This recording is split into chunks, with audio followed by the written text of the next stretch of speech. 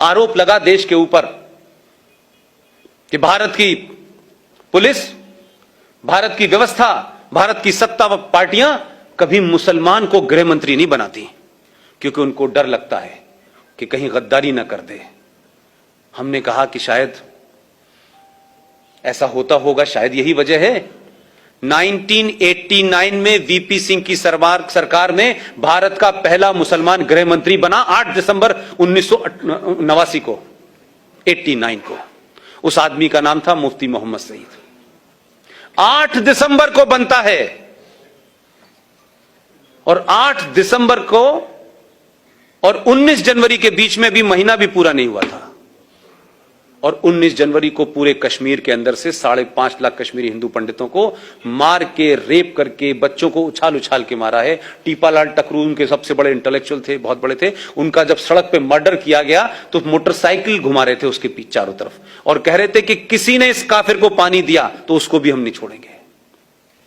न मुफ्ती की बेटी रोई, न अब्दुल्ला रोया, न कश्मीरियत कहीं आई, और चुपचाप खत्म हो गया। आज इसके बारे में कहीं बात नहीं होती।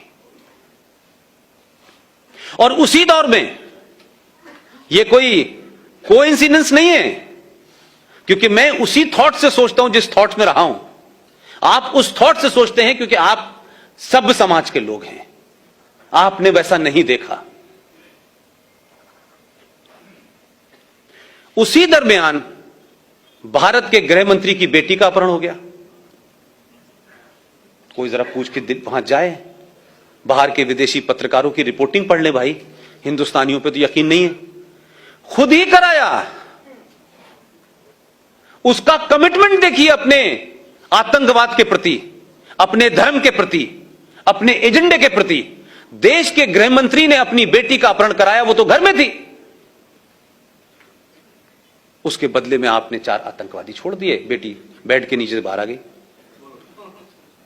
ये कोई छुपी हुई बात नहीं है भाई। उसी दरमियान में एक साहब हैं, सेकुलर हैं, कांग्रेस पार्टी के राज्यसभा में लीडर ऑफ अपोजिशन है, उनका नाम है गुलाम नबी आजाद। अब ये मुझे पता नहीं है कि वो इस्लाम से आजाद हैं कि नबी के गुलाम हैं, या नबी के गुलाम हैं कांग्रेस से आजाद हैं, ये मुझे पता नहीं। उनके घर में भी उनका एक भतीजा गायब हो गया, और इतनी तेजी से हो रहा था, लग रहा था कि खट खट काम करना है। और क्या डिवाइस निकाली उन्होंने कि उनका भतीजा गायब हुआ, 27 आतंकवादी छोड़ दिए, शाम को भतीजा घर आ गया। एक और साहब हैं जिन्होंने वोट वाजपेयी के दरमियान दिया था, नाम जानते हैं? सैफुद्दीन सोज साहब। उनकी भतीजी गायब हो गई। ये ऐसे लग रहा था कि सबका एजेंडा कितना खूबसूरत है। वो बात अलग थी कि वो वहां जब थे उनकी हैसियत दूसरी थी, वो दूसरी पार्टी में थे। उसके बदले में भी 7 लोगों को छोड़ दिया आपने। तो पहला इस देश के अंदर अगर हम ये कहें कि इंटरनेशनल टेररिज्म जो है वो भारत में कैसे पनपा, उसके लिए जिम्मेदार भारत का ये पहला मुसलमान गृह मंत्री है।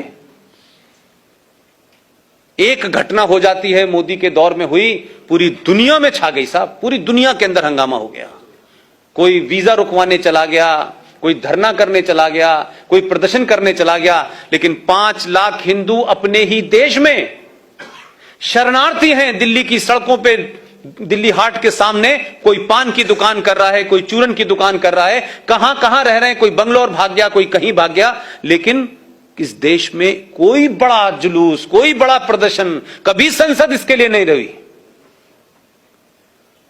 इसलिए मैं जुडिशरी की भी तरफ आता हूं।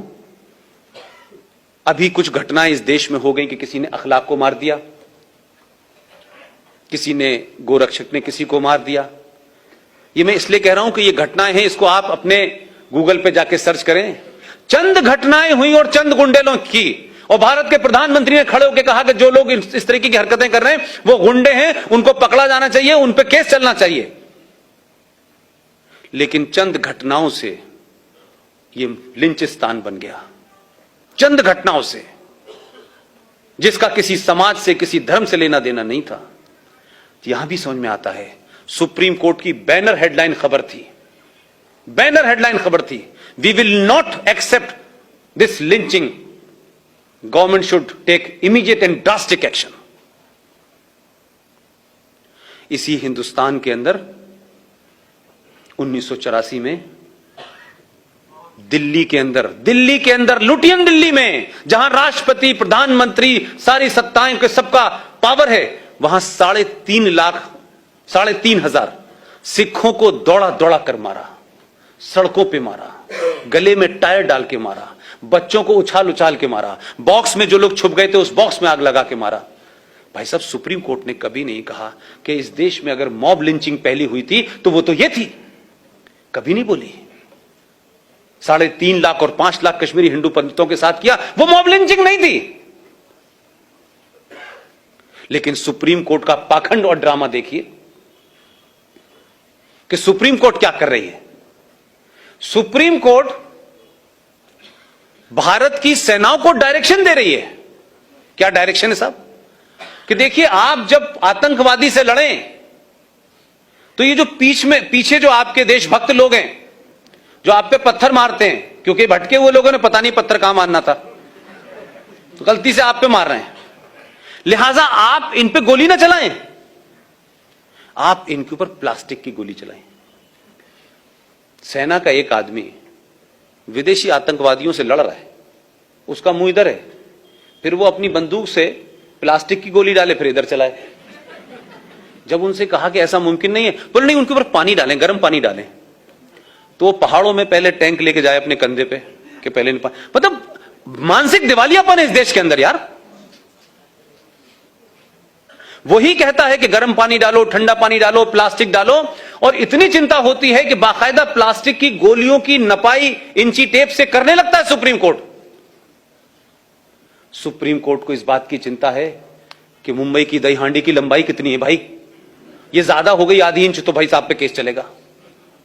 महाकाल पे पानी कैसे चढ़ेगा, आधा किलो चढ़े, 250 ग्राम चढ़े।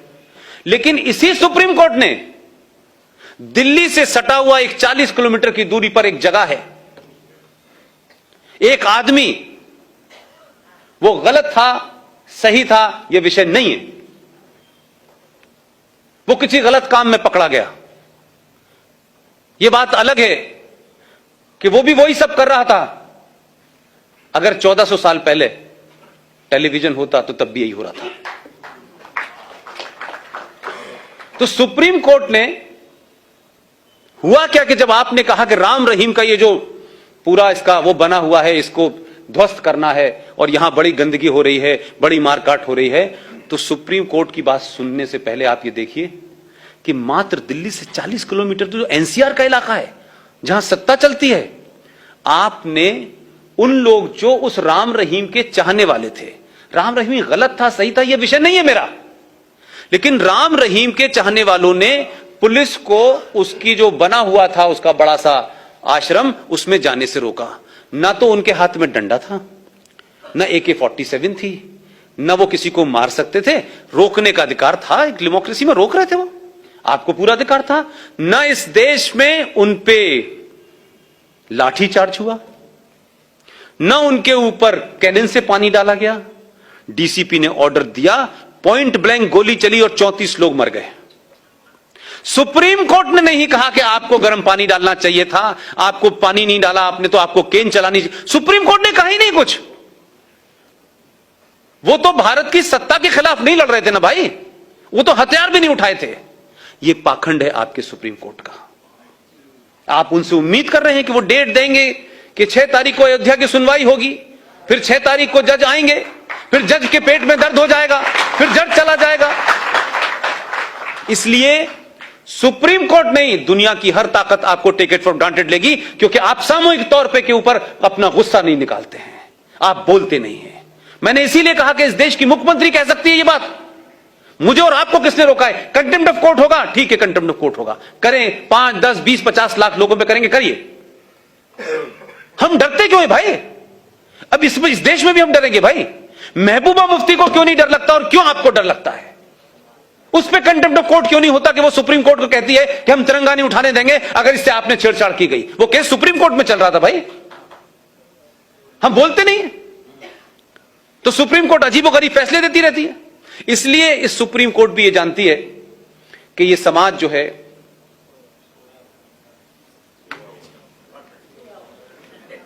ये बात अलग है कि आप जाग गए, बाकी तो सो ही रहे ना। आपने जगाने भेजा इसे, वो चौकीदारी करके सीटी बजा बजा के जगा रहा है, लेकिन समझ नहीं रहे वो लोग कि भाई ये जगा रहा है, समझ में नहीं आ रहा। बस वो इतने ही सिंबॉलिक समझ रहे हैं, उसकी फिलॉसफी नहीं समझ पा रहे, क्योंकि उसके समझने के लिए ये चाहिए होता है। मैंने अभी कल परसों के भाषण में कहा, तब लोगों की समझ में आया कि अच्छा ऐसा है। मैंने कहा इसलिए कि आप पढ़ते नहीं हैं, आपको सब चीजें नजर आती हैं जो दिखनी चाहिए, जो नहीं दिख रही वो भी बहुत कुछ बदल रही हैं। इसलिए भारत 1947 में पैदा नहीं हुआ था। भारत की पहचान ताजमहल और लाल किला और कुतुब मीनार नहीं है। भारत की पहचान 5000 साल पुरानी है। आपको एहसास ही नहीं है कि आप किनके वंशज हैं। आपके अंदर का पुरुषार्थ समाप्त हो चुका है। आपका आदमी एक कहानी सुना करके पहले मन की बात में लोगों को बताने की कोशिश करता है कि भैया ऐसे समझाओ। मैं प्रधानमंत्री की कुर्सी पर बैठने के बाद इतने ही कह सकता हूं, किसी की समझ में नहीं आ रहा। लोगों ने उसको कहानी सुना जैसे कोई दादी और नानी ने सुना दी हो। 3 बार जब मैंने लोगों से कहा अच्छा साहब ये मतलब था, मैंने कहा भाई साहब ट्यूबलाइट है क्या आप? पहले मन की बात और पहली पार्लियामेंट की स्पीच को सिर्फ पर्पस से सुनिए। अगर ऐसी सोच के लोग 10-20 भी हो जाएंगे, आपका काम हो जाएगा। लेकिन मेरा कहना है कि समाज क्यों नहीं उस तरफ बढ़ रहा? आप नैरेटिव क्यों नहीं निकाल पा रहे? ये आपको क्या दिक्कत है? आप बोल ही नहीं रहे। इसीलिए राष्ट्रपति भवन के अंदर अब इफ्तार नहीं दिया जा रहा।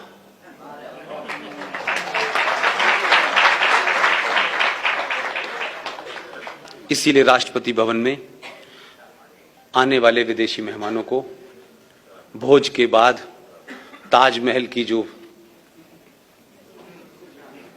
वो पहचान थी ना भारत की, क्योंकि हम लोग तो वहां ताज से चाय पी रहे थे, हमें क्या पता था ये पहचान भी बन जाएगी। वो दी जा रही थी कि ये भारत की पहचान है हर विदेशी आदमी को। एक कब्र, ताजमहल एक खूबसूरत कब्र है कि नहीं है? भाई दुनिया में कौन सा आदमी होगा कि आप घर में कोई के भी कब्र अपने घर में जाके लग दीजिए? आप सोचो ना थोड़ी देर के लिए भाई। उसने कहा प्रणब मुखर्जी साहब से कि ये हम क्यों देते हैं, तो बोले ये तो परंपरा चली आ रही है। प्रणब मुखर्जी पहली बार मिल रहे थे, उन्हें पता नहीं है तो परंपरा तोड़ने का आदी है। अब उन्होंने कहा कि भाई ठीक है, बात खत्म हो गई। वो गए ही नहीं, वहीं राष्ट्रपति भवन में तय करके आए, वहीं के वहीं हिसाब करा उसने वहीं से अपनी टीम को बुलाया, राष्ट्रपति को बिठवाया, उनसे सिग्नेचर लिए और कहा कि अब दुनिया के सबसे बेहतरीन पब्लिशर जो है वो गीता बनाएगा और गीता भारत की पहचान दी जाएगी।